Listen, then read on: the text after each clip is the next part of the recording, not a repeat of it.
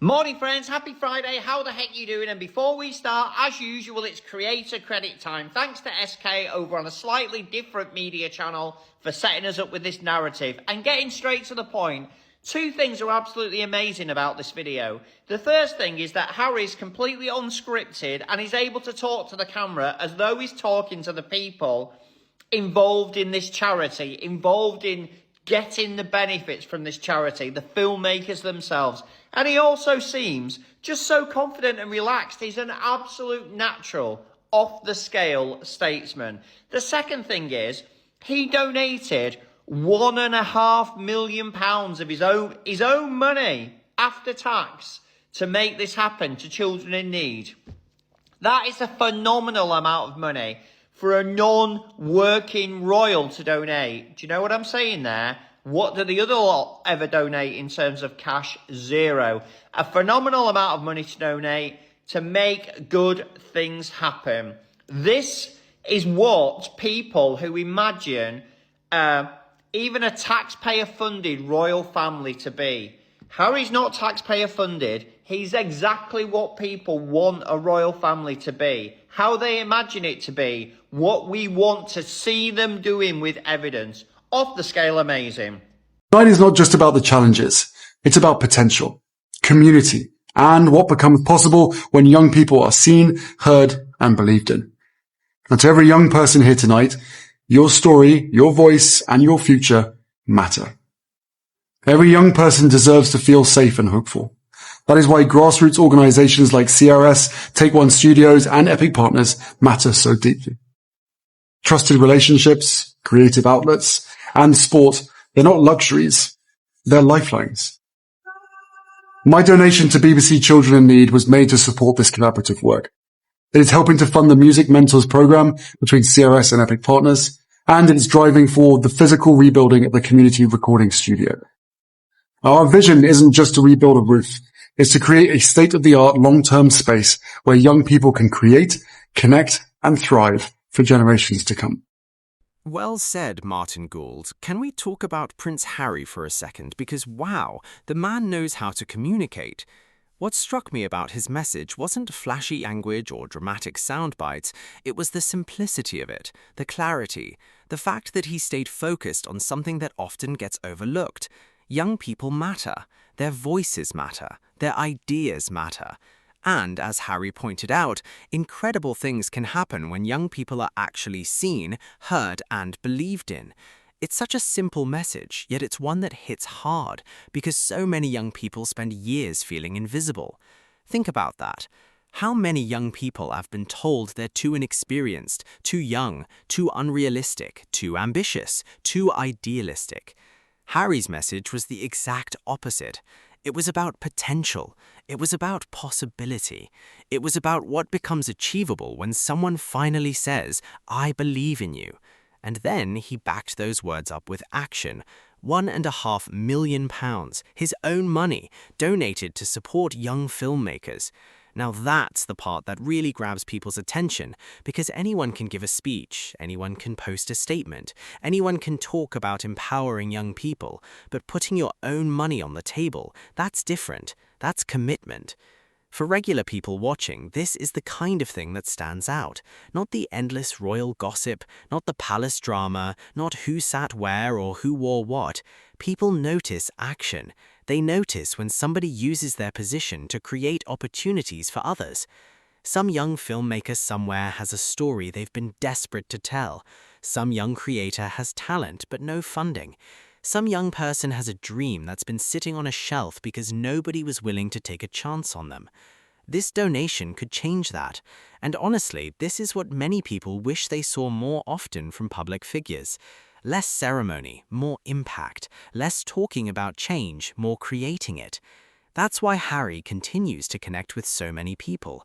He wasn't talking down to young people. He wasn't lecturing them. He was reminding the world that young people already have value, already have ideas, and already have voices worth hearing.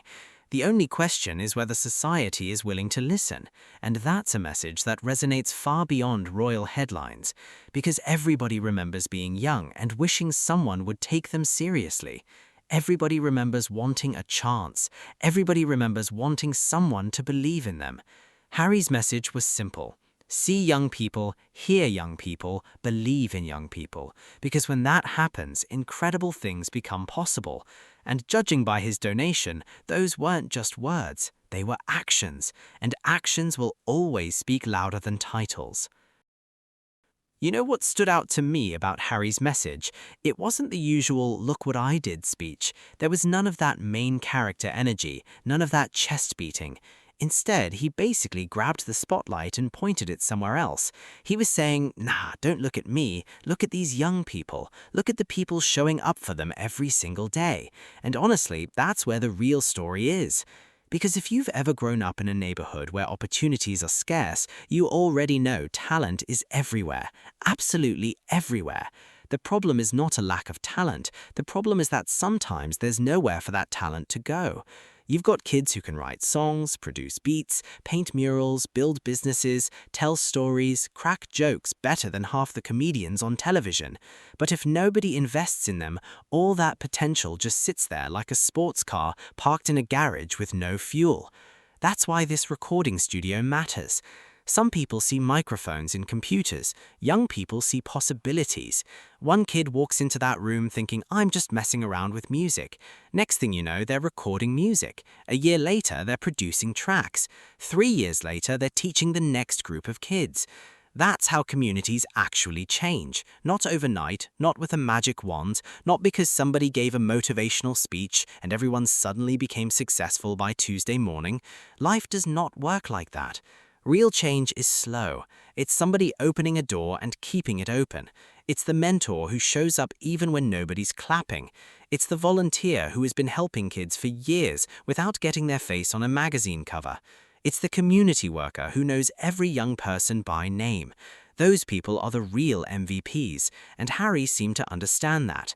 What I liked most was his focus on strengths instead of problems. Because let's be honest, young people spend half their lives being told what's wrong with them. They're too distracted, too loud, too impatient, too addicted to their phones, too this, too that.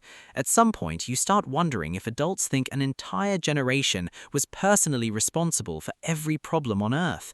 Meanwhile, these same young people are creating businesses, launching podcasts, making music, building communities online, and teaching themselves skills from a smartphone.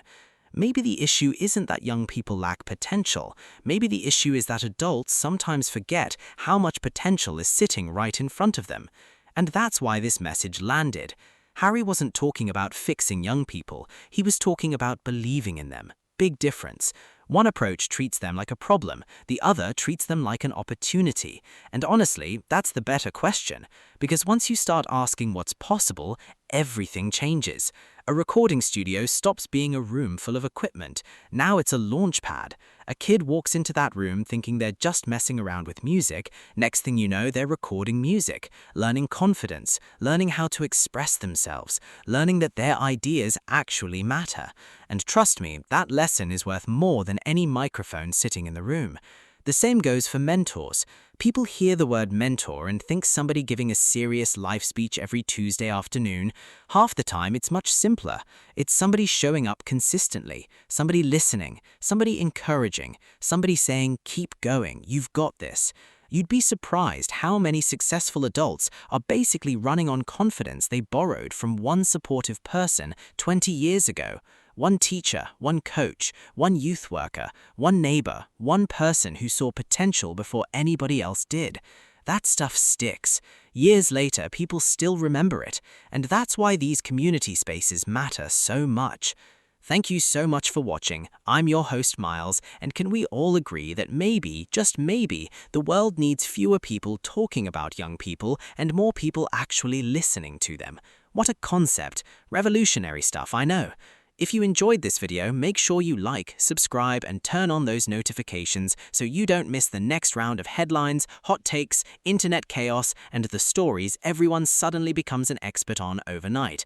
And remember, sometimes all it takes is one microphone, one camera, one mentor, and one person saying, "You've got this." That's how big things start.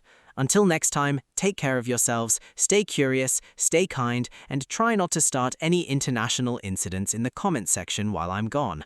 I believe in you, but only slightly. Thanks for watching, everyone. I'm your host, Miles, and I'll catch you in the next one.